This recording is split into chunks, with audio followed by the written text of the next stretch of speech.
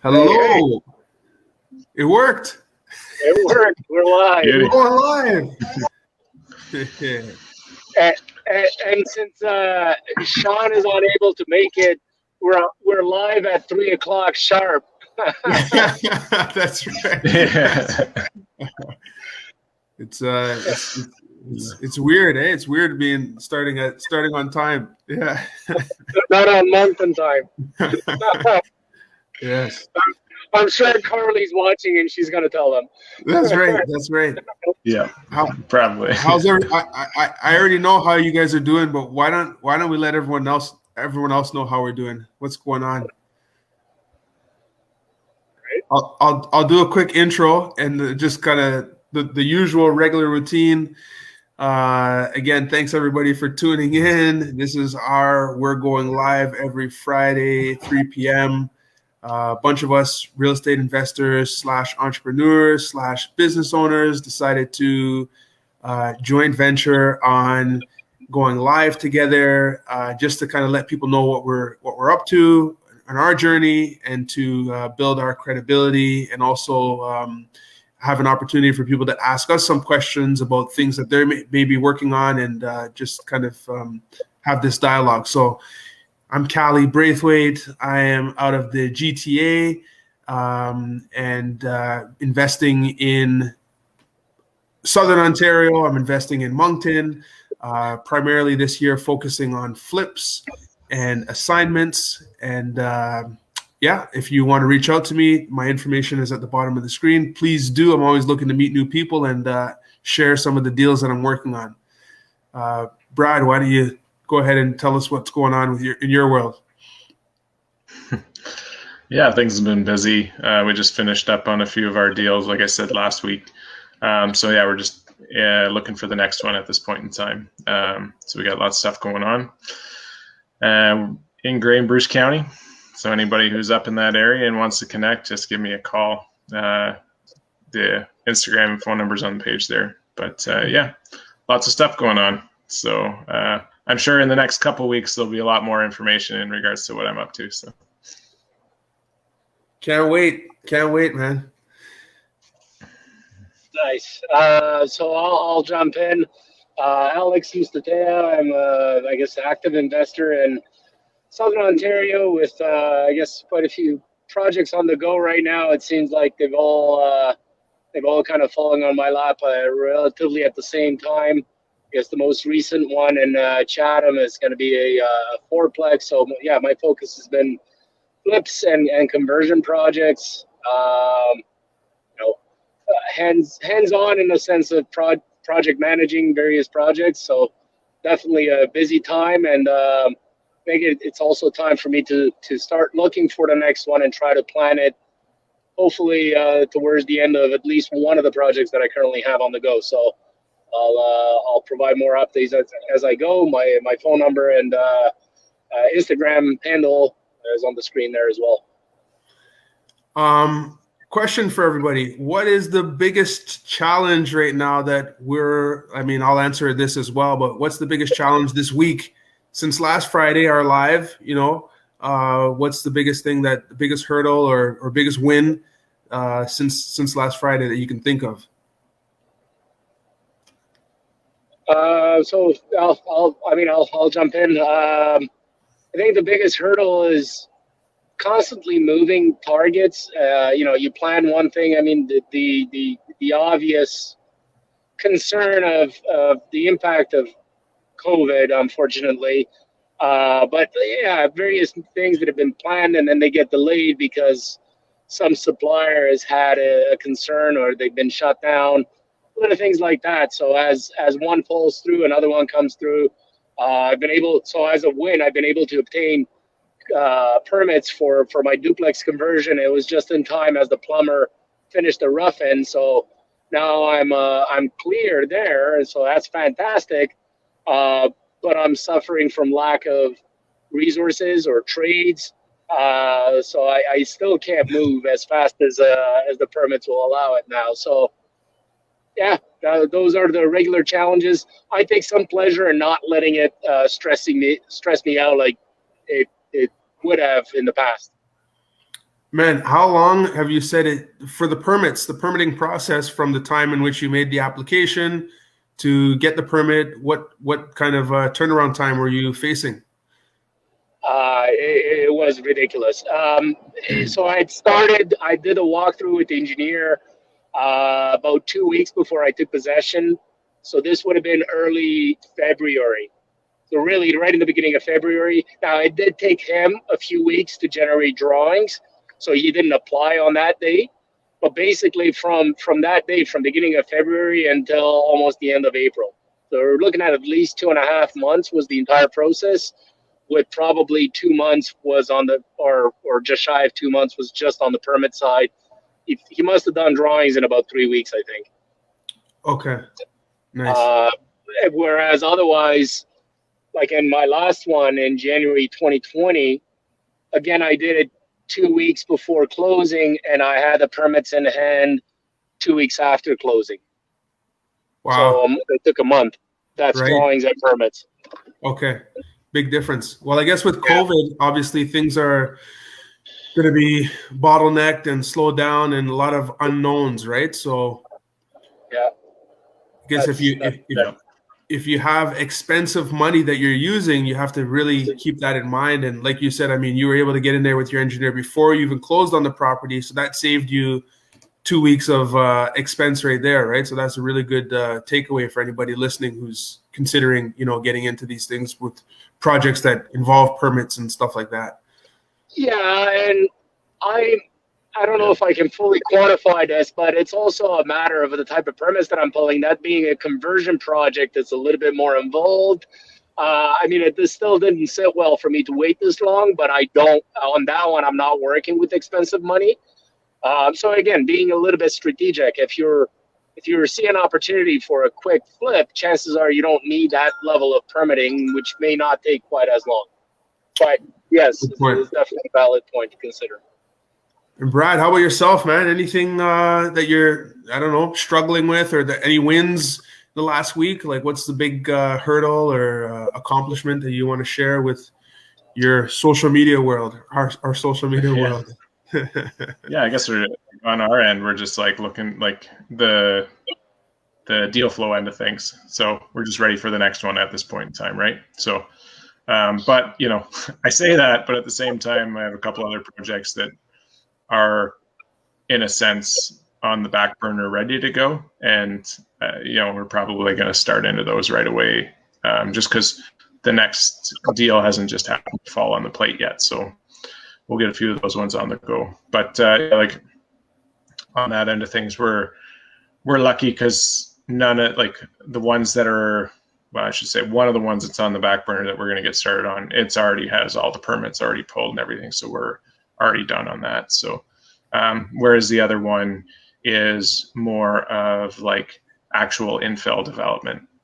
So it's going to be a lengthy process for that, just because, we have city approvals to deal with, we have more engineering to deal with, we have so there's, it's going to be a bigger project just to even consider at a point in time when we're going to break ground, right? So, right.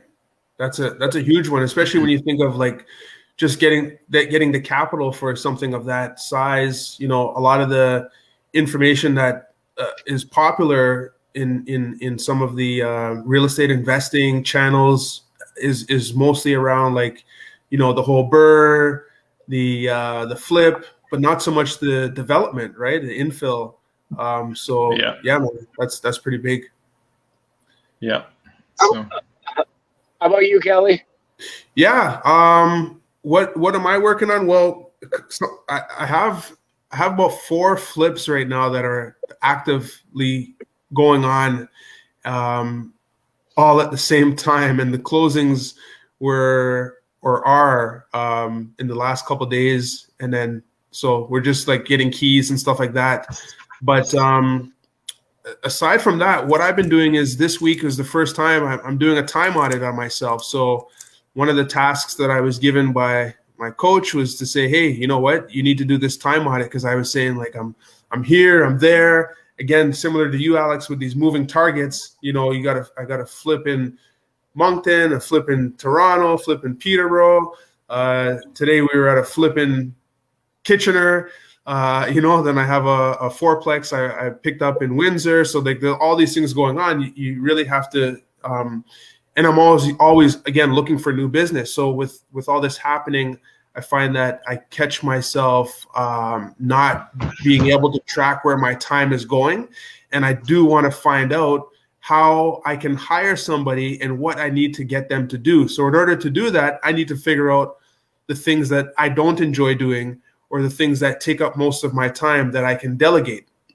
So by me starting this 1 week of, pretty much a time audit, it'll help me at the end to reevaluate and see where I can, bring somebody else in as the business grows. So that's been exciting for me. I already know that I'm about halfway there. And before we started, I know that one of my things is phone calls. The amount of time I spend on the phone, I already know is something that is, could definitely be scaled back. But a lot of it that's my strength, right? Is just the communication. So, can I really get someone else to do those calls for me? Well, maybe the calls that are setting up accounts and stuff like that, I can delegate. But when it comes to talking to guys like you, Alex, Brad, Shawn, how can I get someone else to do that for me, right? You know what I mean? So it's just maybe a matter of, putting it in the calendar and making it more structured, right? So there's some, just a little easier that way. I would hate to ever have to do this even on my own, but you could audit your own phone bill, see how that works. Yeah, it might take you a while, though. Yeah. I was going to say, that's funny, though. Like, there used to be a point in time where you actually got a phone bill and you'd look at it and go, I talked to so-and-so for this many minutes. Ever since all the phone plans came out that they're like, an unlimited plan, like I don't think I've looked at a phone bill in like 4 years. You cut down an entire forest to print that. Yeah. So, okay, well, this brings us to why everyone's tuned in today, because we have a special guest on, Miss Amanda Schultz. I'm just going to bring Amanda on and let her kind of introduce herself, because she is that special. Anybody who comes on, we're going live Fridays at 3 is that special. So here we go. Surprise, Amanda, how you doing? Hey guys. Hey. How you doing? How is everyone doing? Good. Thank you so much for having me on this. This is great. And I've been watching you guys for a while, so I do appreciate you having me on as a guest. So thank you. Well, thanks a lot.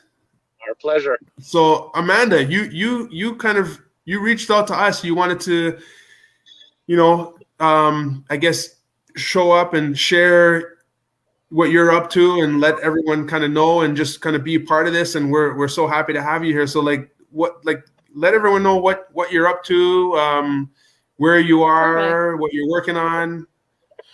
Yeah, so I primarily reside in the Kitchener-Waterloo area. I am currently wholesaling. I've started a company called Home Connections Plus, and have made some great connections, including you guys. So again, thank you. Do you have questions for me about wholesaling experience or kind of more things that you want to learn about me? Sure, I'll go ahead. With wholesaling, what are some of the challenges like we're kind of all talking about from the last week, the biggest challenges that we're facing or wins? What's something exciting that you think you want to share with us today about the last week of your journey in the wholesaling world? Yeah, I think making connections with new sellers that are sitting maybe on the fence and thinking about selling for many different reasons, and as well warming them up to the concept that just because COVID's out there, we've been down this road already. COVID's been around for the last year, and that there's ample opportunities to really make that next move and to get to whatever property it is that they require next, and to not allow COVID to really get in their way. Cool. So Yeah, makes sense. Yeah. Tell us more. This sounds good. Yeah, thanks. That's awesome. So a lot of people, again, feel like we're in lockdown, we're stuck tight, we can't go anywhere. And I get it, guys. We all want to play safe. No one wants to be out there and wants to be engaging with COVID. But there are safe ways to do this. And so as a wholesaler, we have the opportunity to come in, to make videos, to talk to people and really get this property sold, and maybe even better assist them in a safe way to get to that new property. Okay, so as like, I guess sorry, Alex, Brad, you guys go ahead, man. Do you have any questions? I mean, I think what she's saying is pretty cool. If I may jump in, tell us how did you get started? Maybe give us a little bit of a background on what you may have done before and how you got started in wholesaling and real estate investments. And I guess it's worth pointing out that Amanda is part of our mastermind as well. Yes, I am. Thanks so much for saying that. So really, wholesaling, I've kind of stumbled into it. I've worked your typical 12-hour day job, 4 days a week, really missed time from my kids. From there, I moved into a job thinking 9 to 5 was a little bit more productive for me and my family, and really realizing that I felt really constrained in terms of how I can use my abilities and how I can connect with people. And so I just quickly this year in January of 2021 decided that I needed to leave my job. And by March, I made the move to say, you know what, I'm no longer a worker for another corporation, that I really want to get creative and put myself out there and understand how I can solve problems. Coming from a background of healthcare, and then again, working as a disability case manager in insurance, I have that ability to relate to people, to understand that everyone has hard times and that there is a way out of it. And I'm happy to solve problems for people that might be in situations that don't feel good, and really getting to them to a new property that feels warm and fuzzy to them and to call that next home. How are you connecting with these homeowners? What strategies are you using? Honestly, I'm picking up a phone book, guys. I'm having conversations with random people. It's nice weather. People are out there, out for walks, trying to get out of their homes for one reason or another. We all feel confined, and just having conversations, giving people flyers, and letting them know that there's other solutions other than using an agent, and actually having to pay an agent to sell your home. And that's I dare to say almost a little bit refreshing from the different types of wholesaling approaches that are out there now. I agree with you, Alex. Absolutely. We've all come across different ways, let's say, that people feel that this works best for them. And really, I have a strategy and approach that's really about meeting people where they're at today in that moment. Regardless of the situation, there's always a solution. And together, collaboratively, you can stay in control as a seller and be able to get to the next transaction. I have a question from Arthur. Arthur, thanks for tuning in, man. We got Arthur in here. Yes. How open people to work with you is how open, I'm not sure. I think he's trying to ask, how open are you to have So I have a funny feeling, guys, I might know what he's trying to say. And so he wants to maybe know how open are as the public in terms of working to you as a wholesaler. You got it. So Arthur, I don't ever focus on the point that I'm a wholesaler. I am a person that has access to lots of different resources that can help them make whatever move it is they need to make to really get to something more that they love. Any pushback? Do you get any pushback from these people when you approach them? I think you really have to go in with a genuine heart, and that they understand, again, you're building the rapport, you're finding out their why, and they're really looking for someone who wants to believe and work with them. Hopefully that answers Arthur's question. So Amanda, what's next on the agenda for you? What's your next big milestone? What are you looking to accomplish in the next 30, 60 days? Yeah, obviously, I'm looking for more people that are interested in working with me to obviously sell their property, as well as I've started connecting with a bunch of moms and really helping people to understand opportunities out there on how to be a mom and how to be able to start possibly your own company, and trying to work with real estate investors in many different shape or forms, and just educating people. As moms are at home, some incomes have really had to go down from 2-parent families down to 1. And really helping moms know that there's a way you can generate revenue by being at home still with your kids and having flexibility. That's awesome. There was a time where we were contemplating calling this going live that real estate dads. So I think we not only do we not name it that, but we also broke that by having you on. Well, I thank you guys so much for having me. And Amanda, we're now the real estate mums and dads. That's right. That's right. That's awesome. And again, you know what, guys, we're all in this together. I really think we need to remember that we have lots of allies with us. And if you can't solve a problem, you need to reach out to your partners, and people have other resources. And I feel like together we can all solve problems. No, that's a good point. That's a really good point. Well, I mean, Brad, do you have any questions for Amanda or wholesalers? Or this is our chance to kind of, I mean, some of us do our assigning and wholesaling ourselves, but this is our opportunity to ask some questions to a professional wholesaler in the hot seat.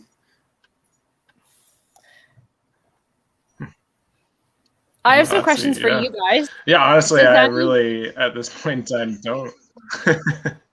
All right. That's Go okay. ahead, man. Yeah. If anyone wants to talk about kind of their goals. I think I have a lag on my computer right now. It seems like it. It's okay. We know what you're thinking. It's good thoughts. I think you're there now, Brad.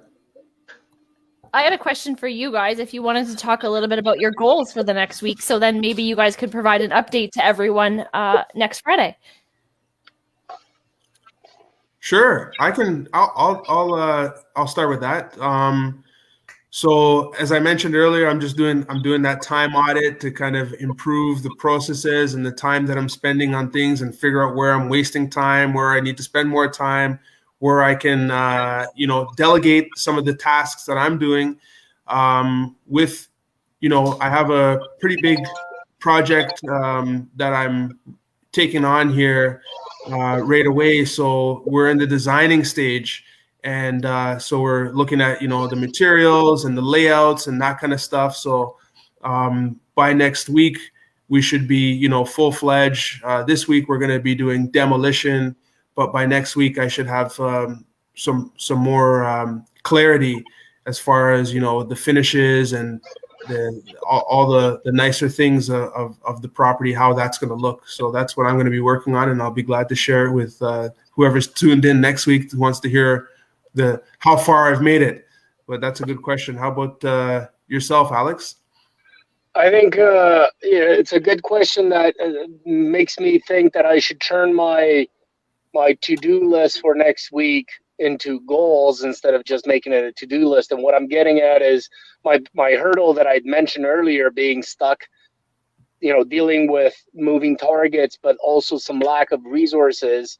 There are certain aspects of my projects right now that I'm inclined in just dealing with them myself. So in other words, swing the hammer myself just to make it happen so that I don't delay the projects, or spend a little bit more time in seeing if I can find somebody else to do it, and which will eventually lead to a relationship and a resource that I can use down the road in other projects, or build on that instead of me just fixing the problem and moving on, because I will come against this problem again. So I think I'm going to make it a goal to put an ad out, or to develop relationships, to have more conversations with people that may be able to help me in this sort of situation instead of me fixing the problem myself.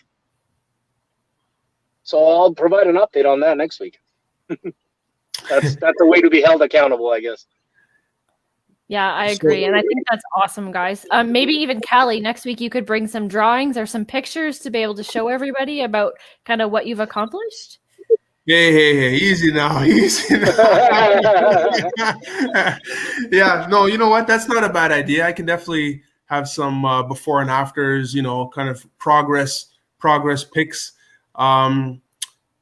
Yeah, that's not a bad idea at all. I'll consider that for sure. I have some questions here. So Peter, a very dedicated listener, Are you finding it harder to find deals recently? That traditional methods like flyers are less effective? I guess that's more for yourself, Amanda, as a wholesaler. What are your thoughts around that? Yeah, so I haven't really truly done a full mailing campaign, to be honest. I, again, like to meet people and have conversations. So being new, especially within just this year, I've really focused on driving for dollars, targeting some places that, could really benefit from some work, door knocking, and obviously timing that appropriately when we're not so necessarily in a tight lockdown situation. And then also picking up the phone and just having those conversations and really opening it up to if someone is thinking about selling, and if not them, then maybe they might know somebody. Given this situation with this COVID, unfortunately, some people are in some tight situations, and I feel like there's an opportunity to really understand somebody's need. So on that note, if I may, Amanda, how do you find it in the ever-changing market conditions and given what's happened in the real estate prices most recently, how do you find obtaining a deal for like a win-win for both the seller and the future investor as a wholesaler? How do you manage not being aggressive on price to lock it down? We all know there's a lot of wholesalers out there being aggressive on price to lock it down, but also not overpaying, so there's still sufficient meat on the bones for the additional investor that will come in after the flipper, the eventual assignee. I agree, Alex. It is difficult in terms of obtaining wholesale deals. The media is very well aware of kind of the housing market. People are aware and they hear the word hot, but no one really has a true sense. And so as a wholesaler, you really got to bring education to them in terms of, the things that need to be done versus the things you want to be done. Looking at the price of lumber and how much that has so dramatically changed in the last even 30 days, and really helping them understand, is it about time and conditions, or is it about price?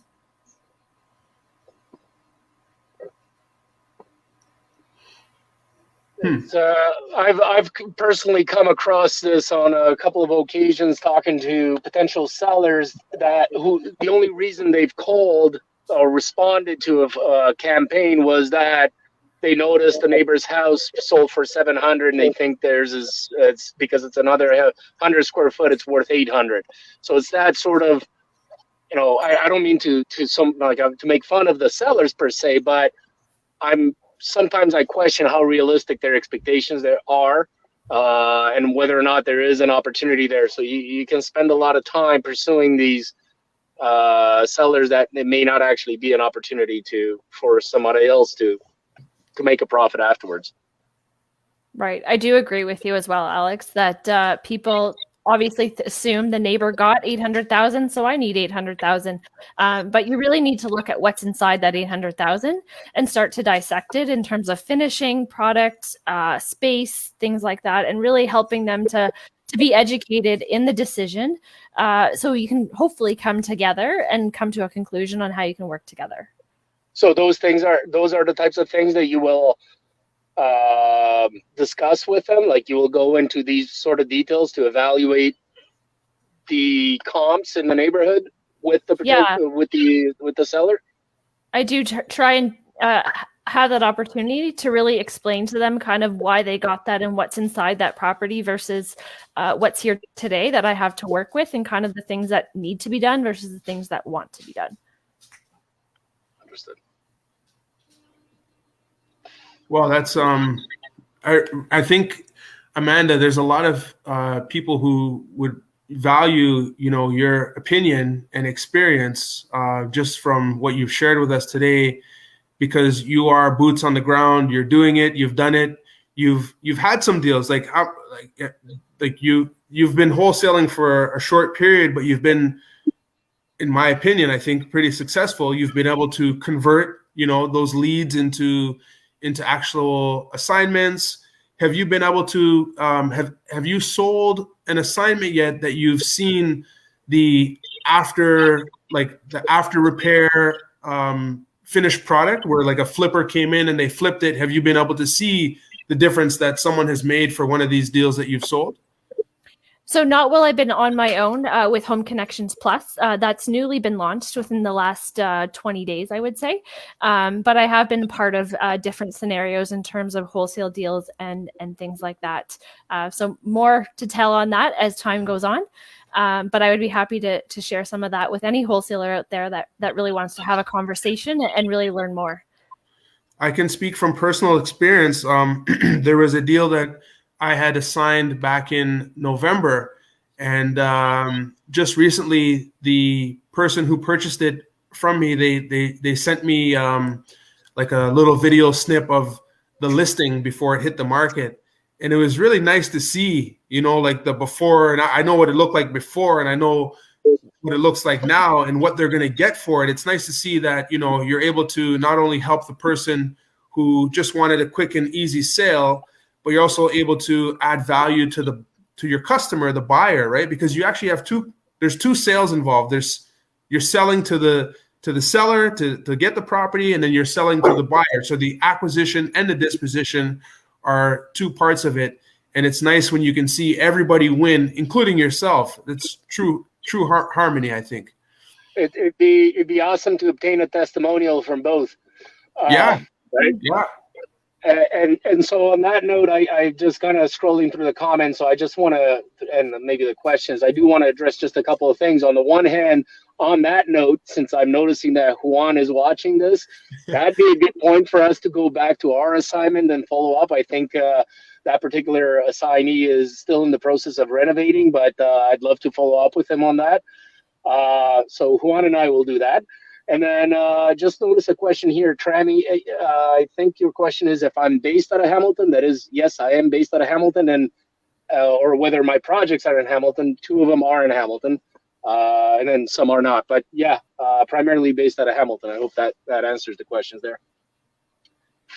And also, like, just to build off what you were saying there, Alex, I think it's really a good idea to, and it helps with your own credibility as a wholesaler to get testimonials from, especially from from both. Yeah, you're right. Like from the seller and from the buyer, if you can, because it helps your credibility. And as a business, it's so important to have that, that positive feedback. And people there's a lot of, fear around whether or not a private sale is the way to go, or, if the seller is going to be undercut. But quite often people don't realize that there's a problem that's being solved, right? And that's the value that, this private seller is bringing. Usually it's a quick and easy, as is quite often, or a short period of time. So it's like a bailout, right? And, people are pretty happy when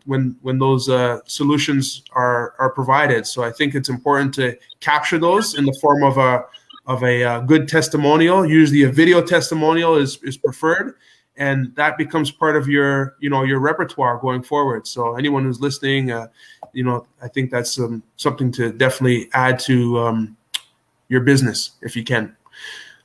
Looks like we're coming up to the time. Amanda, I just want to say thanks again for joining us. Is there anything you wanted to say to the audience before we wrap it up here? Feel free, guys, to check out Home Connections Plus. And I do thank you guys for having me on your show today. So thanks. It was a pleasure having you here, Amanda. Thanks a lot for joining us, and keep tuning in, and keep wholesaling. We're looking for those deals. We're always looking for the deals. So who's got the deals? That's right. Alex, you want to close out? Yeah, no, Amanda, our pleasure. Thank you very much for joining us. It's been awesome having you. Yeah, Alex Mustatea, based out of Hamilton. I guess with the focus on Southern Ontario flips and conversion projects from duplex, garden suites, and multiplex conversion projects. Phone number is 289-769-8975. And you can find me on Instagram, alexandru.mustatea. Awesome. Thanks, Alex. Cali Braithwaite out of the GTA. I'm doing flips and assignments in Southern Ontario. I'm flipping in Moncton. I am looking to actively raise capital for the projects I'm working on. So if you ever want to reach out to me and talk about some of the deals that I am working on and opportunities for you to get involved in the deals, please reach out. You can call me at 289-207-5316 or Instagram at Grow with Cali, and reach out. I'm always looking to connect with new people. So once again, we're going to wrap it up right there. Everybody, thanks for tuning in, and see you next week, Friday, at same bat channel, same bat time, same bat Facebook page. Give or take a few minutes of Shawn's That's in the right. Yeah. All right. Take care. All right. Thanks, guys.